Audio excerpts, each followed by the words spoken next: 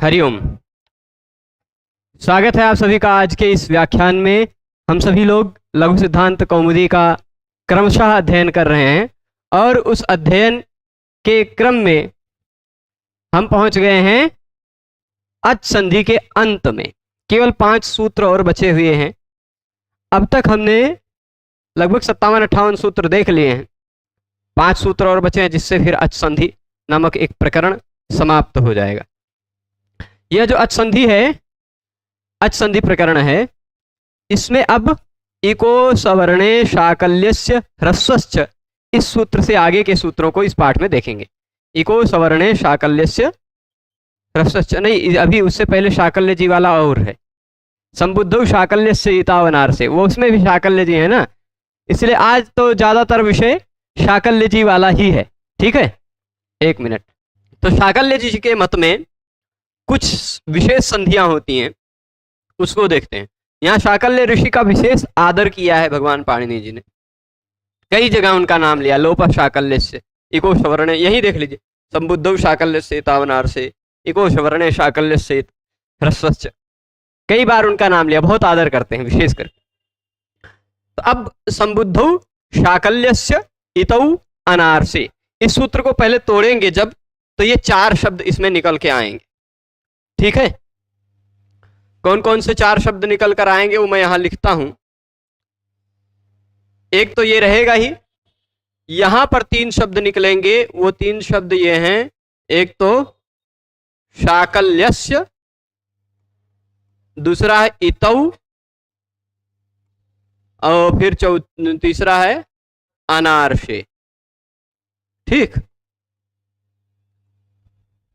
अच्छा, और एक चीज यहां पर, इससे तुरंत पहले आप अष्टाध्यायी में सूत्र देखेंगे तो 2 सूत्र आप जरूर ध्यान करके देख लीजिए, 15 नंबर और 11 नंबर।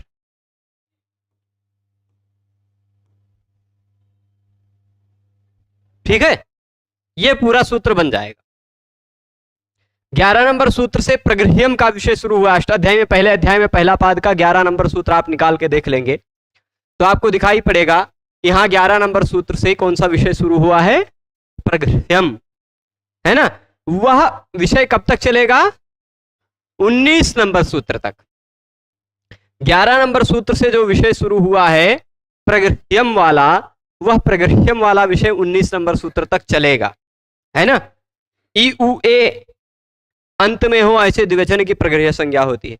आदर्श शब्द में म के बाद ई उ ए आ जाए, उसकी प्रगृह्य संज्ञा होती है। ठीक। और फिर उसके बाद शे एक प्रत्यय है वैदिक प्रयोगों में, उस शे की प्रगृह्य संज्ञा हो जाती है। निपात, एक स्वर वर्ण स्वरूप जो निपात हो, उसकी प्रगृह्य संज्ञा होती है आंग से भिन्न की। फिर उसके बाद ओकारांत जो हो, ओत सूत्र ने कहा ओकारांत जो निपात है उसकी भी प्रगृह्य संज्ञा होती है।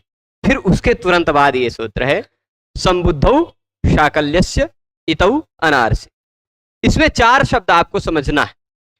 यहां पर आप देख लीजिए ओत का प्रसंग चल रहा है कि नहीं चल रहा है, क्योंकि संबुद्धौ शाकल्यस्य इतौ अनार से यह सूत्र समझना है तो आपको देखना पड़ेगा कि यह सूत्र भगवान पाणिनि जी ने किस संदर्भ पर कहा है, देखना पड़ेगा ना। तो यह, इससे तुरंत पहले भगवान पाणिनि जी ने ओत सूत्र कहा है, ओकारांत। ओत मतलब ओकारांत, और प्रगृह्य का विषय चल ही रहा है। ठीक है, प्रगृह्य का विषय कब तक खत्म आगे चलेगा,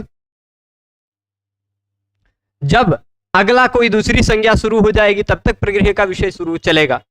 तो अगली कोई दूसरी संज्ञा कब मिलेगी, ईदुदे द्विवचनम प्रगृह्यम के बाद आप देखेंगे कोई दूसरी संज्ञा आपको संबुद्धौ शाकल्यस्य इतावनार से ईदूतो च सप्तम्य अर्थे तक कहीं नहीं मिलेगी कोई दूसरी संज्ञा। दाधा घ्वदा, उस सूत्र से घू संज्ञा शुरू हो रही, तो वहां से घू संज्ञा शुरू हो गई, तब तक उस सूत्र से पहले तक जितने भी सूत्र हैं वो सब प्रगृह्य संज्ञा के सूत्र हैं। ठीक। तो उनमें से ये भी एक प्रगृह्य संज्ञा का ही सूत्र है। प्रगृह्य संज्ञा होती है तो क्या कार्य होता है यह आपको ज्ञात है कि संधि कार्य नहीं स्पष्ट दिखाई पड़ता है ना, संधि कार्य होता नहीं, तो संधि का अभाव होता है एक प्रकार से।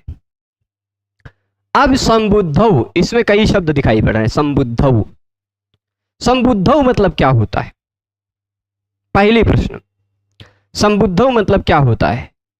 तो आपको लगता होगा सम उपसर्ग लगा है और बुद्धि लगा है, समबुद्धि, समबुद्धि बन जाता है ना, यानी अच्छी बुद्धि, ऐसा कुछ अर्थ है क्या? सम मतलब अच्छी, बुद्धि मतलब बुद्धि, अच्छी बुद्धि।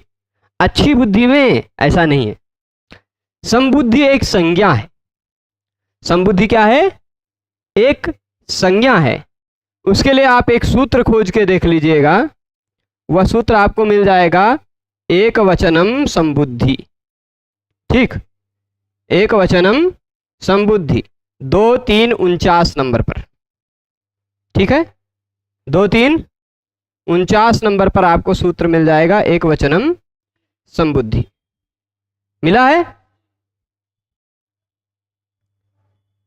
अच्छा, उस एक वचनम संबुद्धि से ऊपर कहीं और कोई सूत्र दिखाई पड़ रहा है संबोधन का?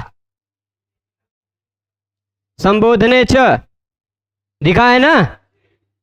तो अब वो दोनों सूत्रों को मैं लिख देता हूं, जो दो सूत्र मैं वही बताया। संबोधने, कौन सा नंबर पे बताया मैंने सूत्र? संबोधने च। और फिर उसी के तुरंत बाद सूत्र क्या मिलेगा? एक सामंत्रितम है, मतलब संबोधन की आमंत्रित संज्ञा भी होती है। और फिर अगला सूत्र क्या मिल गया? एक वचनम संबुद्धि। ठीक, एक वचनम, विसर्ग लगा है ना? तो अब बताइए, इस सूत्र के क्रम से यदि क्रमिकता से आप देखने जाएं तो आपको क्या पता चला? संबोधन में जो एक वचन है उसकी संबुद्धि संज्ञा होती है। ठीक है, तो संबुद्धि का मतलब क्या हुआ?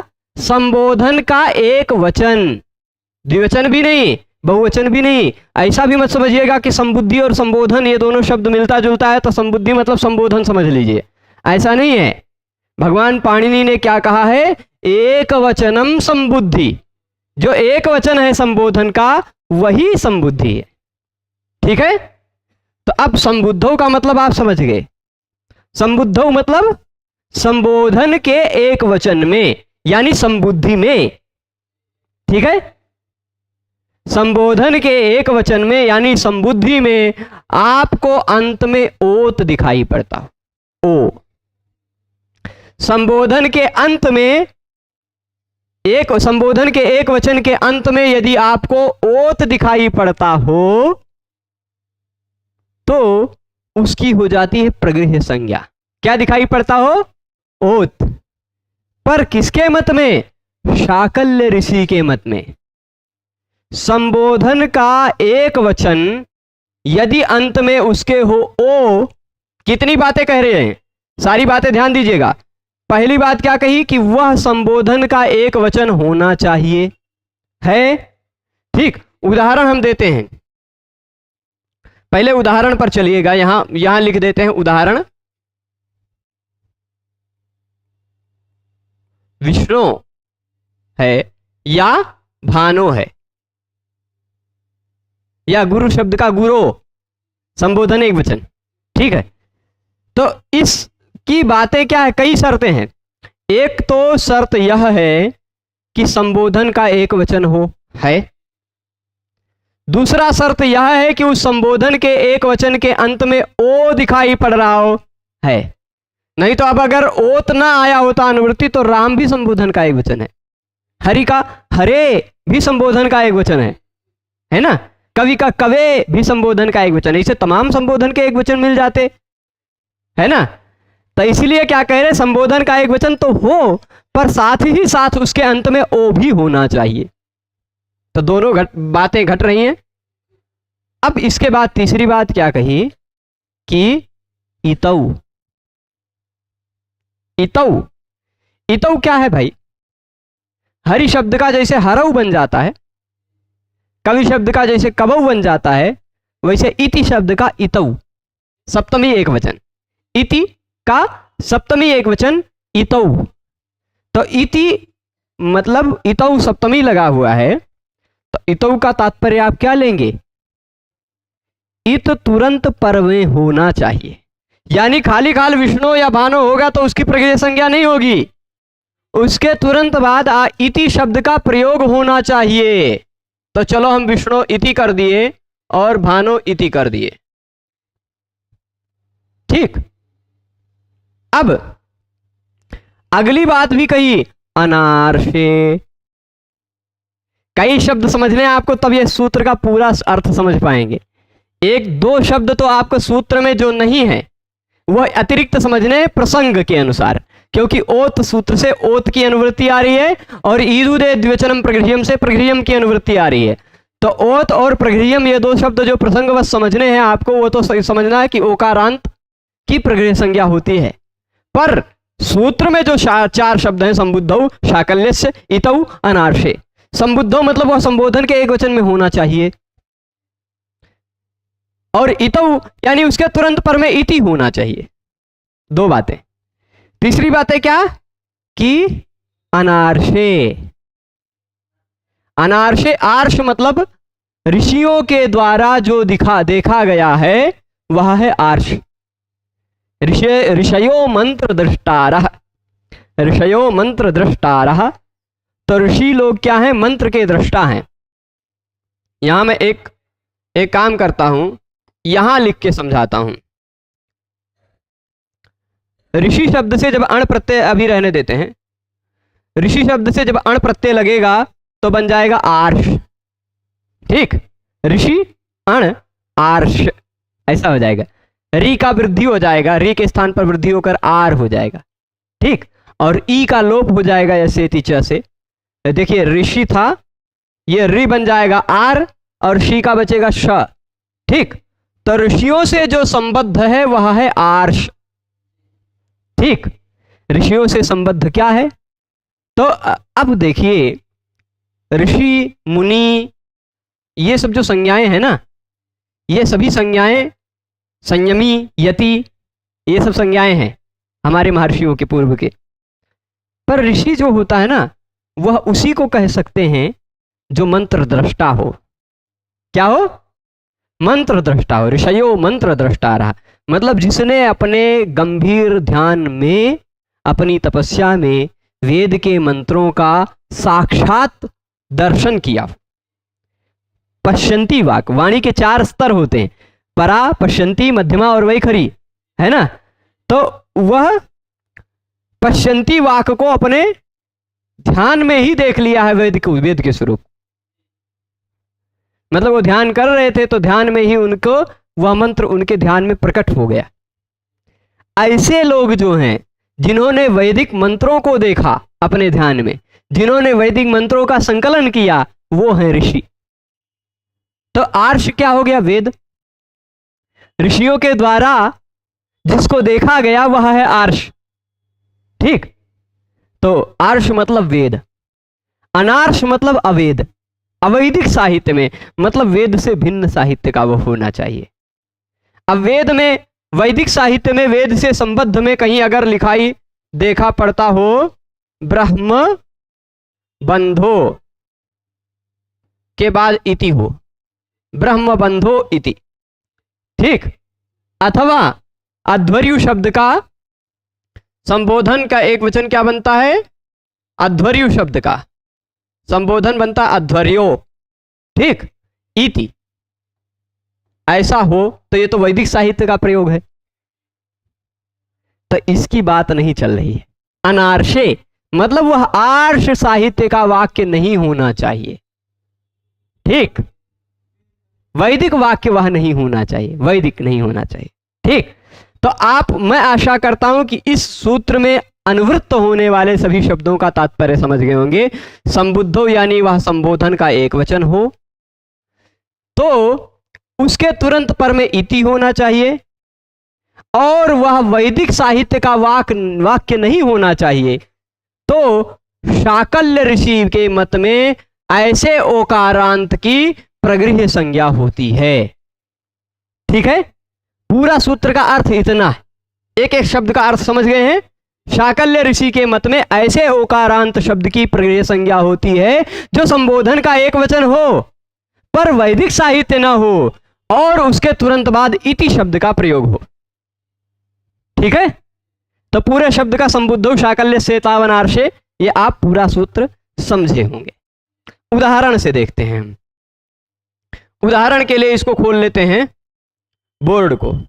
अरे प्रभु जी आ जाओ, ये रुष्ट हो गए हैं, कोई बात नहीं, आ गए। देखिएगा, जैसे उदाहरण क्या दिया है, विष्णु इति, विष्णु भगवान को बहुत ध्यान करते हैं, वैष्णव है ना ये, तो विष्णु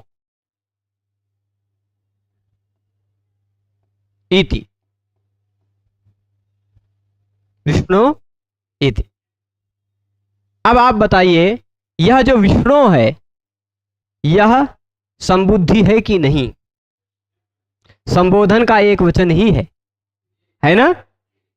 संबोधन का एक वचन है, विष्णु शब्द का संबोधन का एक वचन बनता है विष्णु, बनता है ना? तो यह संबोधन है, संबोधन का एक वचन है, ओ का रांत भी है और उसके तुरंत बाद इति का प्रयोग भी है। ठीक, अगर इति ना होता, यही मान लीजिए विष्णु आया ही, ऐसा कुछ होता तो, या अपि होता, या और कोई स्वर होता, ठीक, या इति ना होकर इदम होता तो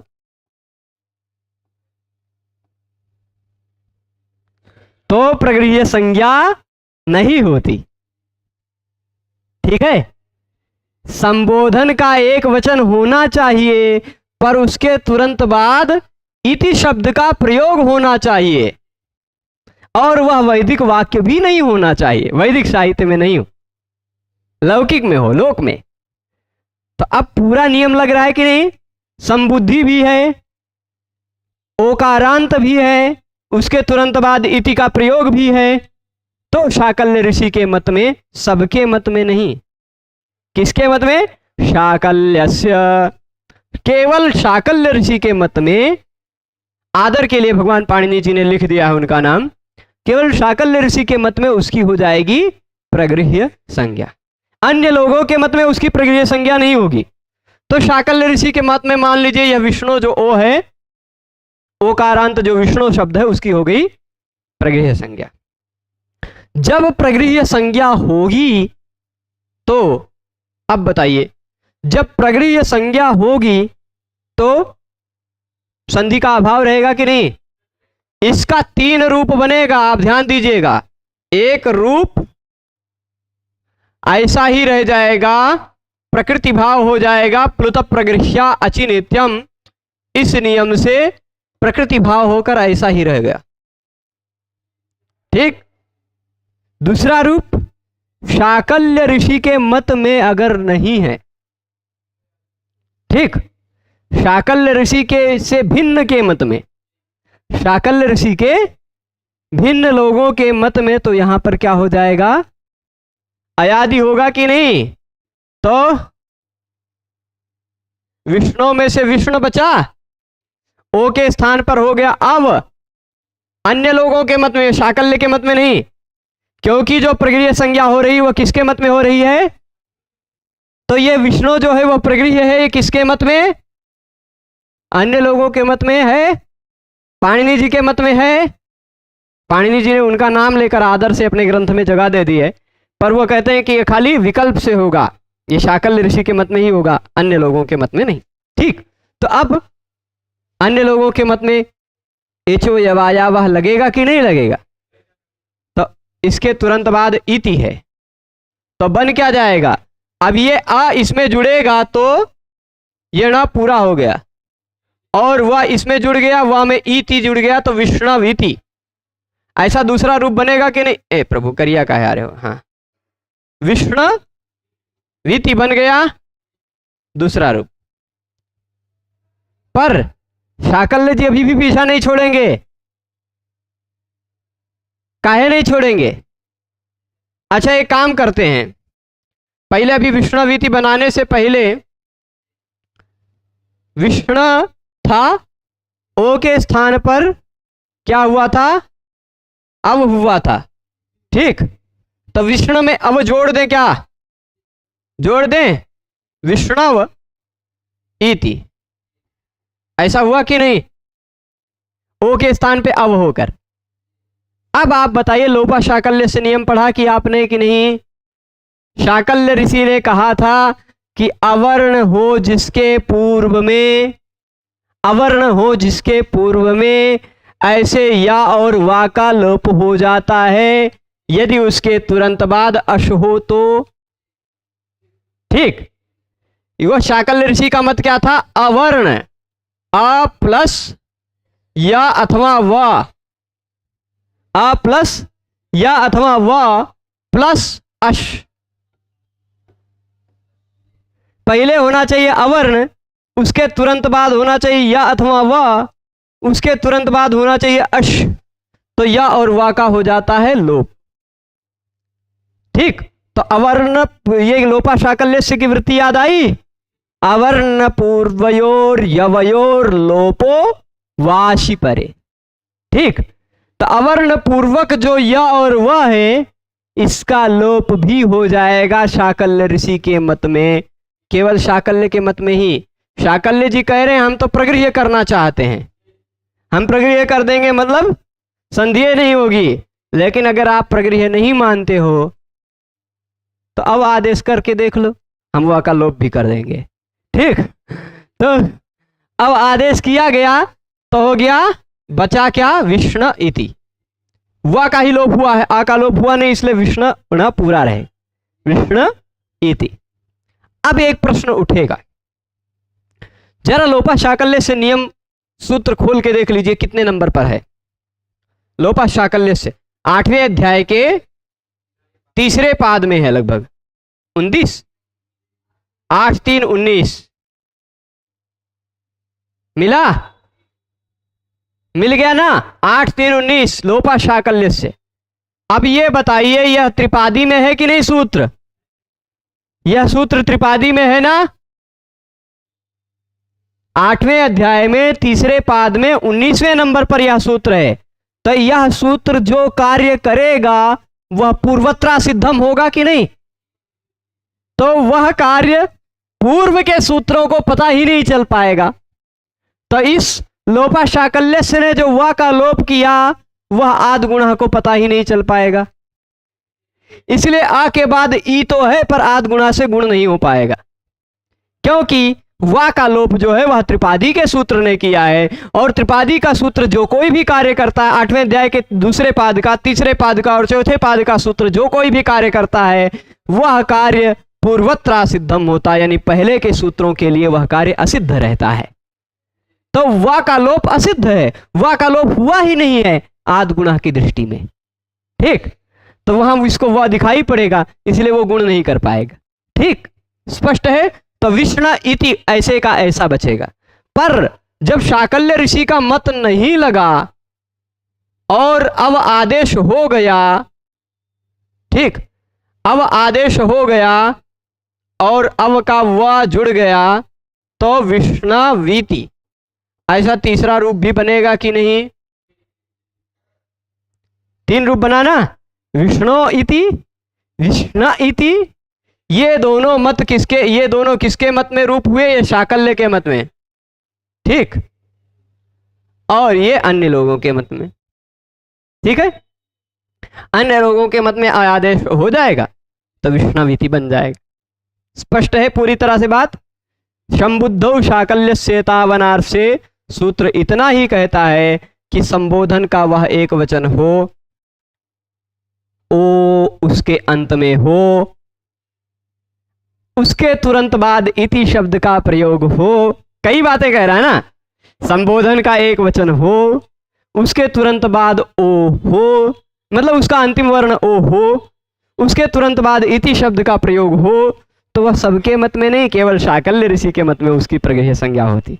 प्रगृह्य संज्ञा होगी तो संधि नहीं होगी, ऐसे रह जाएगा। और शाकल्य ऋषि का मत नहीं चलाएंगे तो संधि कर लेंगे, यदि ओ को अब कर लेंगे तो वा का लोप भी शाकल्य जी कर डालेंगे, ठीक। लोपा शाकल्य से लोप भी हो जाएगा, और जब लोप नहीं होगा तो विष्णवीति, ये तीनों रूप भी बनेगा। चलिए एक उदाहरण और देखते हैं इसका। मान लीजिए विष्णु इति ना होकर भानो इति होता तो ये भी देख लीजिए संबुद्धि है कि नहीं, संबुद्धि है कि नहीं, एक वचन। उसके अंत में ओ दिखाई पड़ रहा है कि नहीं दिखाई पड़ रहा है, संबोधन का एक वचन भी है, अंत में ओ भी दिखाई पड़ रहा है, और उसके तुरंत बाद इति शब्द का प्रयोग भी है। तीनों बातें घट रही हैं। चौथी बात क्या, पहली बात संबोधन का एक वचन है, उसके अंत में ओ हो है, तीसरी बात उसके बाद इति शब्द का प्रयोग हो है। वह वैदिक वाक्य नहीं होना चाहिए, अवैदिक है। ठीक, तो इसकी हो जाएगी प्रगृह्य संज्ञा शाकल्य ऋषि के मत में। प्रगृह्य संज्ञा होगी तो ओ की संधि कार्य नहीं होगा, रूप क्या बन जाएगा, भानो इति।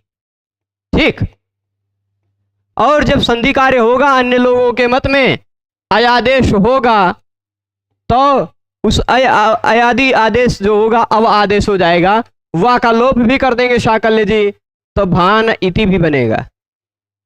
और जब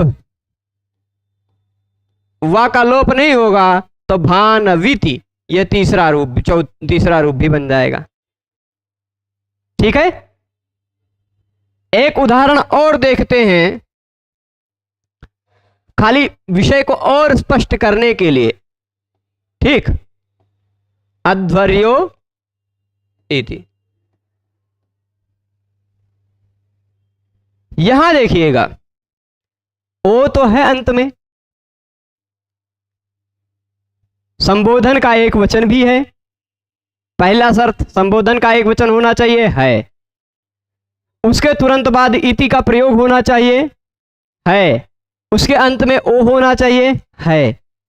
चौथा शर्त नहीं लगा, वह वैदिक वाक्य नहीं होना चाहिए, यह वैदिक वाक्य है, यह आर्ष साहित्य का प्रयोग है, इसलिए यहां इसकी प्रगृह्य संज्ञा नहीं होगी। और प्रगृह्य संज्ञा नहीं होगी तो प्लुत प्रगृह्या अचिनित्यम नहीं लगेगा, संधि का अभाव नहीं रहेगा, यानी संधि कार्य होगा तो संधि कार्य होगा तो अयादेश जब हो जाएगा, अवादेश जब हो जाएगा तो अध्वर्य वीति, ऐसा रूप बन जाएगा ना। और जब एक शाकल्य जी तब वो ही अपना मत लगाएंगे ही तो अध्वर्य इति, वा का लोप कर देंगे शाकल्य जी। ठीक है, तो ये दो तरह का रूप बन सकता है वैदिक में। ठीक है, पूरी बात स्पष्ट है। इसी तरह ब्रह्मबंधो इति भी वैदिक साहित्य का ही प्रयोग है। ठीक है, अब एक और उदाहरण देखते हैं। कौन सा उदाहरण देखें?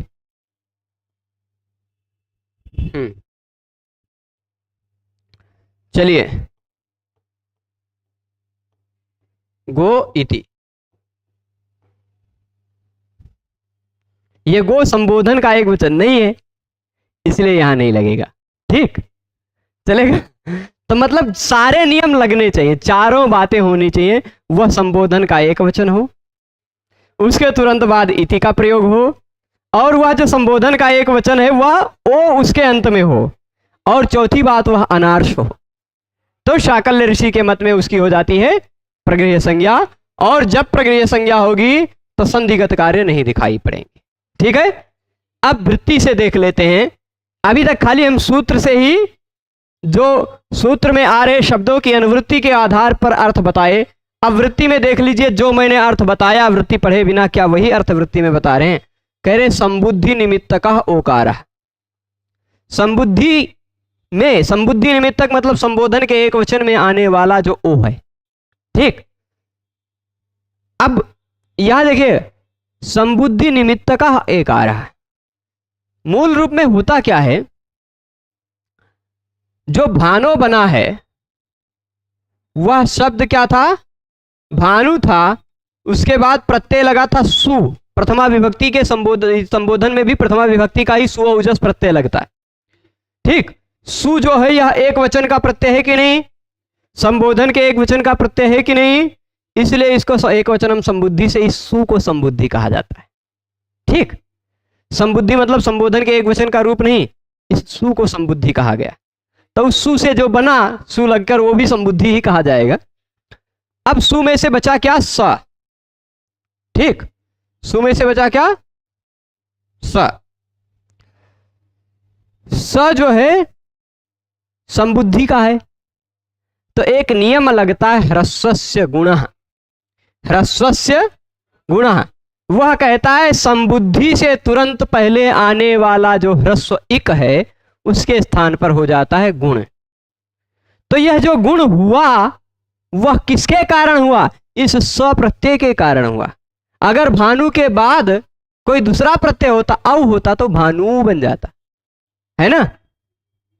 अगर भानु के बाद ये अन्य कोई भ्याम प्रत्यय होता तो भानुभ्याम हो जाता।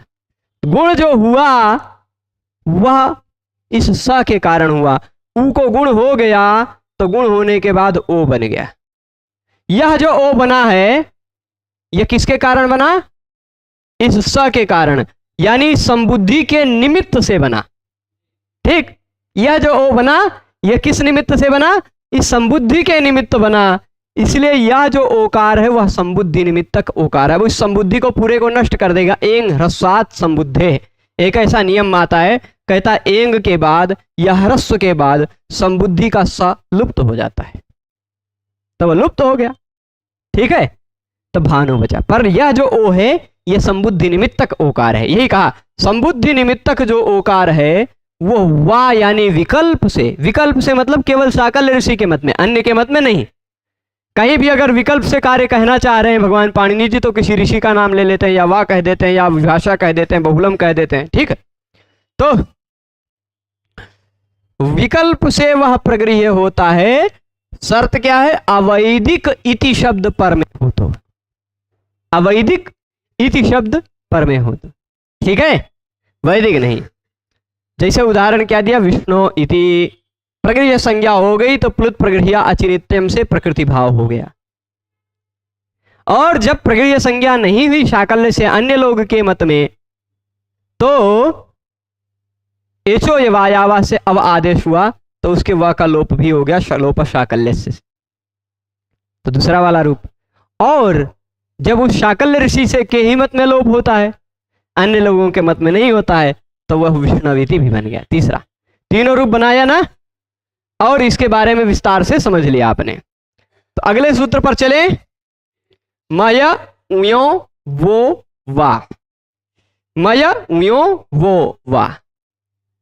थोड़ा सा इसको जल्दी जल्दी में नहीं बोल पाएंगे। मय उयो वो वा, मय उयो वो वा। ठीक है, मय। अच्छा, ये मय क्या है? मूल रूप में है यहां, आप देखेंगे तो सूत्र का मैं पदच्छेद करके यदि लिख दूं तो यहां है मयः धन उयः, ठीक, धन वह धन वा, मयः उयः वह वा। यहां मयः और उयः के बाद देखिए विसर्ग के बाद उ दिखाई पड़ रहा है। लोपा यहां क्या होगा? भो भगो अघो पूर्वस्य योशी से इस रू के स्थान पर यह होकर उस लोपा शाकल्य से उसका लोप हो जाएगा, तो मय उय हो गया। इसके तुरंत बाद ये जो वा दिखाई पड़ रहा है वो वा हर्ष प्रत्याहार में है, इसलिए हशीचा लग जाएगा तो यह उयो हो जाएगा। और यहां भी वह है, वह हर्ष में आता है, इसलिए हशीचा लग जाएगा तो ये वो हो गया। ठीक, मय उयो वो वा। पर इस सूत्र में जो शब्द दिखाई पड़ रहे हैं वह अपने आप में एक प्रकार से पूर्ण सूत्र है। ठीक, तो अब देखिएगा यहां पर एक और थोड़ा सा पहले प्रसंग देख लीजिए। मय उयो वो वा से प्रसंग देखिए, आपको कुछ मिलेगा। गमो ह्रस्वात् अचि गमन नित्यम, वहां पर अचि दिखाई पड़ेगा। ठीक, वह खाली अचि की अनुवृत्ति आदि।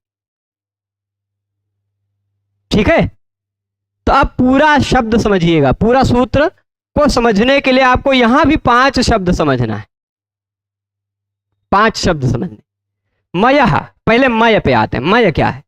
मयः जो है ना, यह मूल रूप में मय शब्द है, उसका पंचमी विभक्ति का एक वचन है मया। ठीक, मय होता क्या है?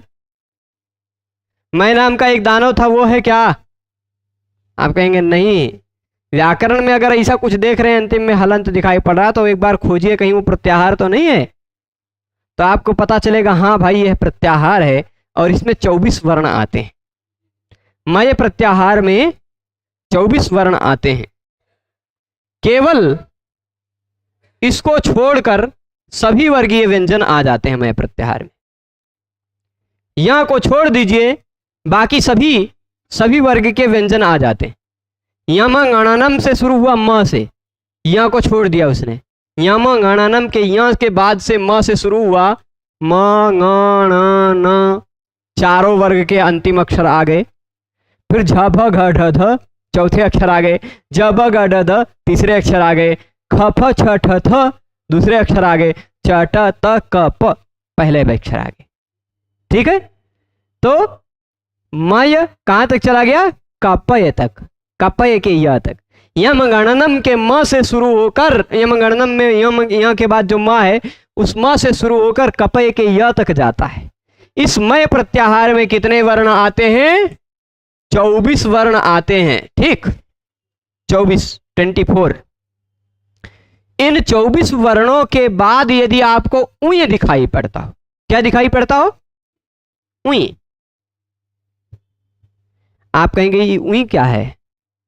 उई उई बोलते हैं ना लोग, यह एक प्रकार की टोन होती है, बोलते समय एक टोन होती है। ठीक, यह यदि आप किसी के बात से इत्तेफाक नहीं रखते हैं, किसी के बात में सहमति नहीं रखते, उई ऐसा कैसे बोल दिया तुमने भाई, है ना, उस अर्थ वाला है ये उई। इसका और कोई विशेष अर्थ नहीं है। उई किम उई उक्तम, किम उई उक्तम, ये क्या तुमने कह दिया भाई, ये क्या कह दिया, ऐसा यदि कहना चाह रहे हैं, यानी उसके कथन से आप अपना अभिप्राय नहीं रख रहे हैं, सहमति नहीं रख रहे हैं, ऐसे अर्थ में उई होता है। ठीक है, तो यह जो उई है जरा इसको ध्यान से देखिएगा। देखिए ऐसा है उई, इसकी हलंतम से यहां की संज्ञा होगी कि नहीं होगी? होगी कि नहीं होगी? चलिए उई में से बचा क्या? यह ऊ जो है आप खोज के देख लीजिए, च आदि शब्दों की लिस्ट में यह उई है, च आदि के लिस्ट में उई है। तो चादयो सत्वे आप सूत्र पढ़ चुके हैं। यह उई का मतलब ऐसी बात जिससे इत्तेफाक न रखना, क्या उसका कोई भौतिक स्वरूप है? नहीं, यानी वह असत्व अर्थ में च आदि में से है, इसलिए चादयो सत्वे से यह निपात है कि नहीं? निपात है। कल के ही व्याख्यान में आपने पढ़ा है, निपात है और एकाच भी है ना, और आंग से भिन्न भी है। तो निपात एका जनांग से इसकी प्रगृह्य संज्ञा होगी कि नहीं होगी? होगी ना, पूर्णता बात स्पष्ट है, उई की प्रगृह्य संज्ञा होगी ना। मैं पहले पूरी प्रक्रिया लिखता हूं। अरे अची का है, मिट गया। चलिए मान लीजिए यहां अची की गमो ह्रस्वाद अची गमूढ़ नित्यम से अची की अनुवृत्ति आ रही है। अब है क्या? किम के बाद है उई, के बाद उक्तम, किम उई उक्तम, ऐसा है। अब आप बताइए किम में आपको मय दिखाई पड़ रहा है कि नहीं? मय म है ना, वैसे का भी मय है, म भी मय है, पर यहां ऐसे मय की बात कर रहे हैं जिसके तुरंत बाद उई हो। ठीक, तो मय मतलब ये मय प्रत्याहार में आता है ना। मय के बाद यदि आपको उई दिखाई पड़ता हो तो इस उई के स्थान पर, अब आप बताइए, उई में से बचा है ऊ धन उक्तम है। यहां अका सवर्णे दीर्घा से आप दीर्घ करने लग जाएंगे कि नहीं? करने लग जाएंगे ना, अकः सवर्णे दीर्घ, दीर्घ होने लग जाएगा ना, तब तक चादयो सत्वे कहेगा कि भाई ये तो च आदि में है और इसका अर्थ असत्व है, असत्व अर्थ में है, कोई भौतिक पदार्थ नहीं है इसका अर्थ। तो इसलिए ये ऊ जो है ये तो निपात है ना, निपात है कि नहीं चादवे सत्वे के आधार पर, और ये निपात है, एक अच भी है और आंग भी नहीं है, तो निपात एका जनांग कहेगा कि भाई ये तो प्रगृह्य है कि नहीं। निपात एका जनांग से इस ऊ की प्रगृह्य संज्ञा होगी कि नहीं होगी, हो जाएगी। अब यदि इसकी प्रगृह्य संज्ञा हो गई तो ऊ के तुरंत बाद अच है कि नहीं, संधि कार्य कर पाएंगे क्या आप, संधि कार्य कर पाएंगे आप, नहीं कर पाएंगे ना। प्लुत प्रगृह्या अचि नित्यम कहेगा, प्लुत और प्रगृह्य के तुरंत बाद अच हो तो नित्य उसका प्रकृति भाव हो जाता है, यानी उसमें संधिगत कार्य नहीं दिखाई पड़ता, तो ऐसा ही रह जाएगा किम उ उक्तम। हाँ, लेकिन यहां तो कोई संधि करने का नहीं रोका है ना, यहां म और उ को जोड़कर मुंह कर दीजिए, किमु उक्तम, किमु उक्तम ऐसा बन जाएगा ना। पर ये सामान्य नियम लग रहा था तब, अभी तक आपने जो नियम पढ़ा था उन नियमों के आधार पर यह किमु उक्तम बन गया ना। अब जो नया नियम पढ़ रहे हैं उसके आधार पर क्या होगा, यह कहता है मय प्रत्याहार के वर्ण के तुरंत बाद यदि आपको उई दिखाई पड़ता हो तो उस उई के स्थान पर वह हो जाता है विकल्प से, वो वाह। इस उई जो है आप कहेंगे ऊ कमवा तो हम इको एणची से कर डालते, तो कहते इको एणची से ऊ के जगह पे वह कर डालते ना। यह मय के बाद जो ऊ दिखाई पड़ रहा है उई का, उस ऊ के जगह पे वह हो जाएगा विकल्प से, वो वाह हो जाएगा विकल्प से। आप कहेंगे तो हम इको एणची से कर सकते थे, तो हम कहेंगे नहीं भाई इको एणची से नहीं कर सकते थे आप।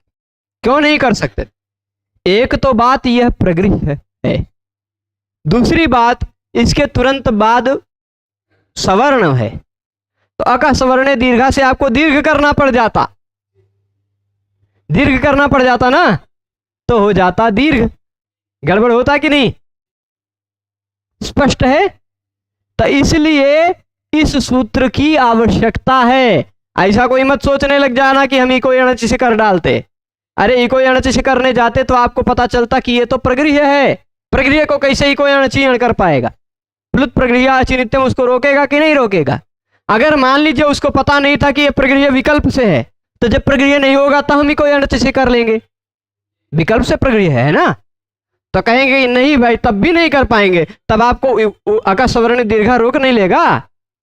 अका सवर्ण दीर्घा कहेगा अक के बाद सवर्ण हो तो दीर्घ हो जाता है, तो दीर्घ होने लग जाता है ना। तो इसलिए मय के बाद आने वाले उय के स्थान पर विकल्प से वाह होता है।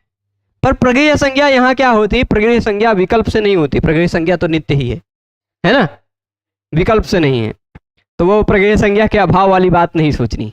तो प्रगृह्य संज्ञा है ही, इसलिए कोई अणच भी नहीं लग पाता, अका सवर्ण दीर्घा भी नहीं लग पाता। पर इसीलिए एक नया सूत्र बनाना पड़ा कि मय प्रत्याहार के वर्ण के बाद अगर कहीं ठीक उय हो तो वो क्या हो जाता, उय के ऊ के स्थान पर वह हो जाता है विकल्प से। ठीक, अब यही किम उ उक्तम ना होता, इदम उ उक्तम होता तो भी हो जाता है ना। यही मान लीजिए कुछ क्या हो जाता है, अभी दूसरा चीज तत् तत् उ उक्तम होता तो भी हो जाता ना, ये भी तो मय है, मय के बाद उय होना चाहिए, मय प्रत्याहार में 24 वर्ण आते हैं ना, यही तत् ना होकर द हो गया होता, झलाम जसोंते से तद हो गया होता तो तद उ उक्तम तो भी हो जाता। ये भी तो मय है, मय के बाद उई होना चाहिए, तो उस उई के ऊ के स्थान पर विकल्प से वा हो जाए। प्रक्रिया संज्ञा भी होगी, यानी संधि का अभाव भी रहेगा और ऊ के स्थान पर वा भी हो जाएगा। तो आप देख पा रहे होंगे किमु उक्तम वैसा भी रह गया, प्रक्रिया संज्ञा होने के कारण ऊ और ऊ में संधि नहीं हुई। ठीक, आप कहेंगे किम और ऊ में संधि क्यों हो गई? तो यहाँ संधि नहीं, यहाँ केवल मात्र स्वर और व्यंजन का संयोग है। और संधि का रोक, संहिता का रोक कहाँ किया गया है भाई? प्रगृह्य के बाद वाले अच से रोका गया है, पहले वाले से नहीं रोका गया है ना। प्रगृह्य के पहले कोई स्वर वर्ण हो तो उसको प्रगृह्य से आप जोड़ दीजिए, कोई आपत्ति नहीं। बाद वाले स्वर से वो प्रगृह्य नहीं जुड़ता, स्पष्ट है। कोई व्यंजन भी हो तो भी जोड़ दीजिए, कोई आपत्ति नहीं। तो अब यहां संधि कार्य नहीं हुआ, वो दिखाई पड़ा। और जब इसी ऊ के स्थान पर विकल्प से वह हो गया तो किम वुक्तम, किम वुक्तम। अगर यही ऊ ना होता, सामान्य ऊ होता तो किमुक्तम हो जाता, किमुक्तम, है ना, सामान्य ऊ होता था। तो जैसे जैसे ऐसे कह दे किम ऊ उक्तम, किसी ने कुछ बोला, सामने वाले व्यक्ति ने सुना ही नहीं, सुना नहीं, क्या बोला, तो वो कहेगा कि मैंने ऊ कहा था, ऊ, है ना। आ ई उण बोल रहा था, अब कोई आई ई उण न सुनकर आ ई अण सुन लिया तो, है ना, तो कहेगा नहीं मैंने ऊ बोला था, मैंने ऊ बोला था। तो कहेगा किम ऊ उक्तम, क्या तुमने ऊ बोला था? तो वैसा वाला जो ऊ रहेगा वह ऊ ये नहीं है, वहां संधि कर सकते हैं आप, किमुक्तम कर दीजिए, किमुक्तम, कोई आपत्ति नहीं, ठीक है। पर यदि वह ऊय है और मय प्रत्याहार के बाद है तब ऊई निपात एका जनांग से उसकी होगी प्रगृह्य संज्ञा, और यदि होगी उसकी प्रगृह्य संज्ञा तो प्रगृह्य संज्ञा होने के कारण संधि कार्य नहीं होगा, प्लुत प्रगृह्य अचिनित्यम से प्रकृति भाव हो जाएगा। और प्रकृति भाव होगा भी, साथ ही एक और नया नियम लग जाएगा, मय उयो वोवा, मय के बाद आने वाले उय के स्थान पर विकल्प से वा हो जाता है। तो किम भुक्तम भी बना लेंगे ना, बना के दिखा देते हैं एक बार, जैसे देख लीजिए, नहीं तो कुछ लोग कहें कैसे बन गया। था किम और उसके बाद था ऊ, उसके बाद था उक्तम, ठीक, उय है ये। इस ऊ के स्थान पे मय उयो वो वा से विकल्प से जब वा कर दिया तब जोड़ दीजिए, म और वा जुड़ गया, किम वो उक्तम, किम भुक्तम हो जाएगा ना, इस तरह वाला। और जब संधि नहीं होगी तो किम मतलब वह नहीं हो पाएगा तो किम उक्तम, ठीक है, स्पष्ट है। 3 सूत्र और बचे हैं अच संधि में। एक तो अचोर एको सवर्णे शाकल्य से ह्रस्वश्च, वो भी शाकल्य महर्षि आएंगे। फिर अचो रहाभ्याम द्वे और रित्यका, ठीक है। तो इको सवर्णे शाकल्य से ह्रस्वश्च, हाँ, इक पहले होना चाहिए, पहले क्या होना चाहिए? इक। उसके तुरंत बाद उदाहरण पे हम उदाहरण लिख के तभी उसी पे चलाते हैं। जैसे चक्री, क्या है? चक्रमस्यास्तीति चक्री, चक्र शब्द से अत इनि ठनऊ सूत्र से इनि प्रत्यय लगकर बनेगा चक्रिन, चक्रिन।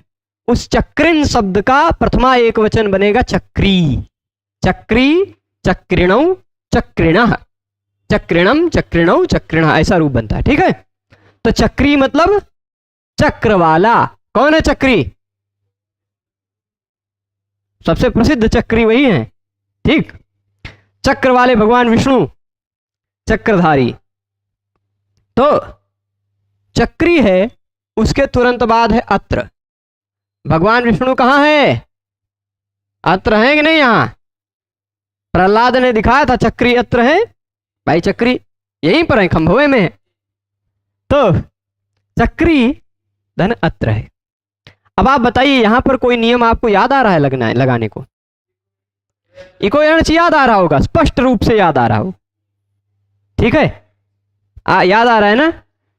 तो वह होना चाहिए इक। क्या होना चाहिए? इक। उसके तुरंत बाद आना चाहिए असवर्ण। यदि सवर्ण होता तब तो अकस्वर्ण दीर्घा से दीर्घ हो रहा होता।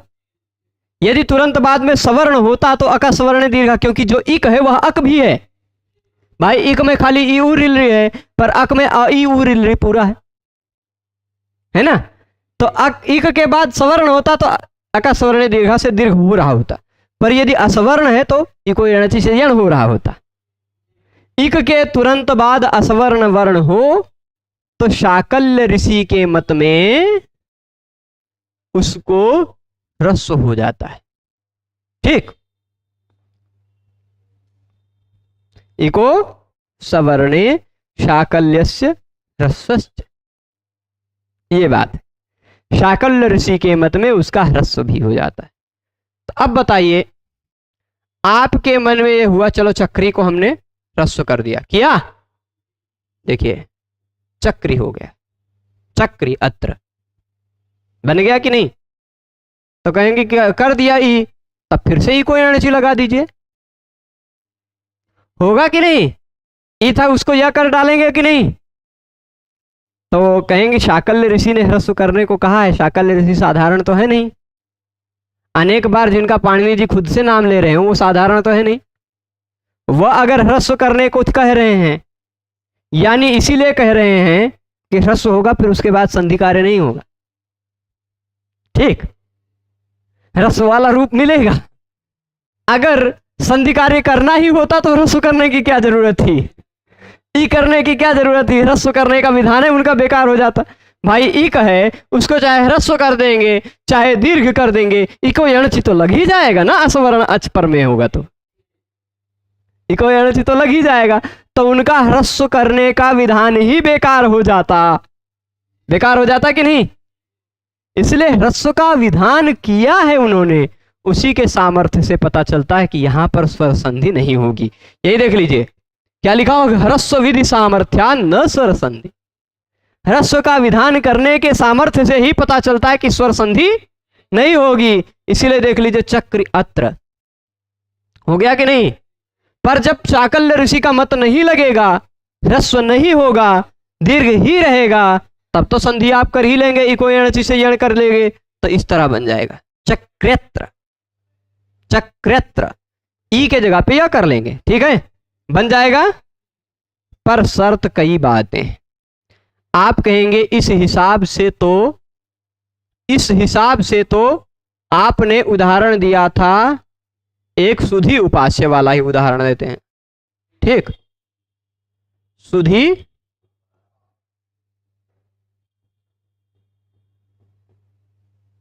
आप कहेंगे इस हिसाब से तो हम सुधी उपास्य भी बना सकते हैं, बना सकते हैं ना।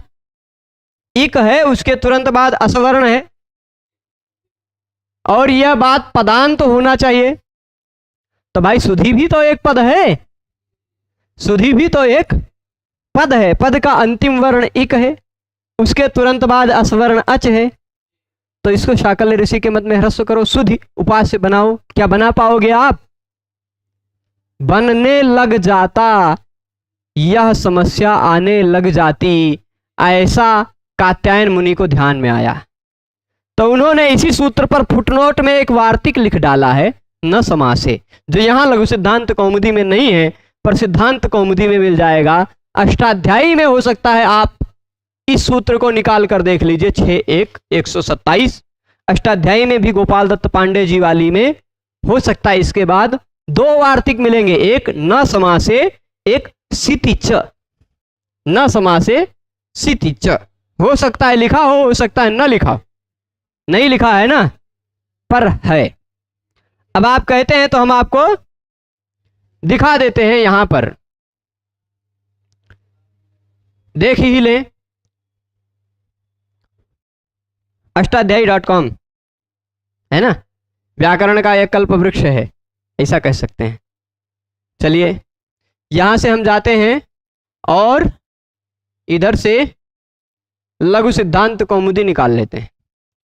इसमें नहीं, लघु सिद्धांत कौमुदी नहीं निकालेंगे, क्योंकि लघु सिद्धांत कौमुदी में तो वही है नहीं, है ना। हम आपको क्या करते हैं,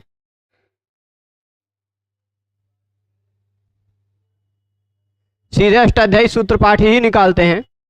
ठीक, और सूत्र पाठ निकाल के इसमें अभी क्रम लगा देंगे अकारादि क्रम से। ठीक, यहां हम क्रम लगा देते हैं अकारादि क्रम। ठीक, अब अकारादि क्रम से सारे सूत्र दिखाई पड़ने लगे। इसमें आप देखिए, आपको आ से आ रहा है अभी सूत्र, आ वाले। अरे भाई तनी और बहुत सूत्र आ से लिख डाले हैं पाणिनि जी। अनुदात्त गीत आत्मनेपदम। अब चलो, कहाँ रुको रुको रुको रुको। अयनम च अल्पे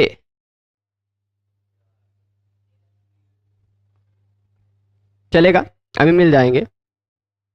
आ गए। ई से इको सावरणे साकल्य से। यहाँ लिखने का हिंदी टाइपिंग का सिस्टम नहीं तो हम तुरंत लिख के दिखा देते आपको, पर आ गया है तो ई भी आ ही जाएगा। आ ही च दूरे। देखिए, इको सवर्णे साकल्य से ह्रस्वश्च, ये सूत्र दिखाई पड़ा। इसके नीचे दो वार्तिक, न समासे और क्षितिज। ये साकल्य ऋषि के मत में असवर्ण इक को जो ह्रस्व भी होता है ना, वह असवर्ण, देखिए इक होना चाहिए, उसके तुरंत बाद असवर्ण स्वर होना चाहिए। तो शाकल्य ऋषि के मत में उस इक को ह्रस्व भी हो जाता है, पर यदि समास हो तो नहीं होगा। अब सुधी भी उपास्य, सुधी उपास्य बन रहा था समास। मधो अरि मध्वरी बन रहा था। मधु के जो शत्रु हैं वो मध्वरी है, समास में बन रहा था। यहां चक्री अलग है, अत्र अलग है, इन दोनों शब्दों में समास नहीं हुआ है। पर सुधी उपास्य में सुधी के द्वारा, सुजनों के द्वारा, सुधियों के द्वारा जो उपासनीय है, ऐसा अर्थ आ रहा था। तो सुधियों का उपास्य के साथ संबंध बन रहा था, समास हो रहा था। समास जहां होगा वहां यह नियम नहीं लगेगा। सित प्रत्यय जहां लगा होगा वहां भी यह नियम नहीं लगेगा। ठीक, सित प्रत्यय मतलब छस प्रत्यय होता है, भवतः ठक छसौ से छस प्रत्यय होता। और भी कहीं जहां स की संज्ञा हुई है जिस प्रत्यय में, जैसे छस प्रत्यय है। ठीक, कौन सा प्रत्यय है? छस, छस प्रत्यय है। तो अब छस में से स हो गया। ठीक, स का लोप हो गया, इसलिए सित हो गया। अब इस छ के स्थान पे आए ने नी यह फड़खगाम प्रत्ययादि नाम सूत्र से ई हो जाता है। छ के स्थान पर क्या हो जाता है? ई। ठीक, अब यह ई है, इसके पहले मान लीजिए किसी शब्द का उ होता तो वो इक हो जाता, उसके तुरंत बाद असवर्ण है कि नहीं? आप कहेंगे कि पद संज्ञा है ही नहीं, इसकी पद संज्ञा होगी। सीतिचा एक सूत्र है पद संज्ञा करने के लिए। अष्टाध्यायी में 1, 4, 18 नंबर सूत्र निकाल कर देख ले। 17 या 13, 14, 15, 16, 17, 17 नंबर, 1, 4, 17। ठीक है, 16 पे मिला है का सीतिच? चलिए 16 पे मिला है। 1, 4, 16 सीतिच है ना, वो भी सुप्तिगंतम पदम से पद की अनुवृत्ति आ रही है। सित प्रत्यय यदि पर में हो तो सित से पूर्व में जो है उसकी पद संज्ञा हो जाती है। पद संज्ञा हो जाती तो ये ई मिल जाता तुरंत बाद में, तो भी इको सवर्णे साकल्य से ह्रस्व से ह्रस्व करके रूप बनाने लग जाते आप। वो नहीं होगा। सित प्रत्यय होगा तो भी नहीं होगा, समास होगा तो भी नहीं होगा, ये बात है। तो समास से भिन्न हो, सित प्रत्यय से भिन्न हो, ऐसा इक, ठीक, ऐसा इक जो समास से भिन्न हो, पद का अंतिम वर्ण हो, तुरंत बाद में कोई असवर्ण हो, तो शाकल्य ऋषि के मत में उसको ह्रस्व भी हो जाया करता है। ठीक, ह्रस्व नहीं होगा तो इको यणचि से यण भी हो जाएगा। इसलिए दो रूप बनेंगे, चक्री अत्र और चक्र अत्र। ठीक है, अब पदांता इति किम, यह प्रश्न पूछते हैं, उसका उत्तर देते हैं गौर्यौ। ये विषय और इसको थोड़ा और विस्तार करके कल देख लेंगे। कल नहीं, क्योंकि कल तो इस समय त्रयोदशी शुरू हो जाएगी। कल नैषधीय चरितम को पढ़ेंगे, 2-3 श्लोक। परसों इससे आगे के विषय को देखकर समाप्त कर देंगे लघु सिद्धांत कौमुदी के अच संधि प्रकरण को, और फिर शुरू करेंगे परसों के बाद से, परसों यानी गुरुवार, गुरुवार के बाद शुक्रवार से हम सब शुरू करेंगे। फिर वो शुक्रवार से शुरू करेंगे हल संधि प्रकरण। ठीक है, तो अभी आज यहीं रोकते हैं। सभी लोग जुड़े रहे पूरे व्याख्यान में, उसके लिए सभी को बहुत बहुत धन्यवाद। नमो नमः।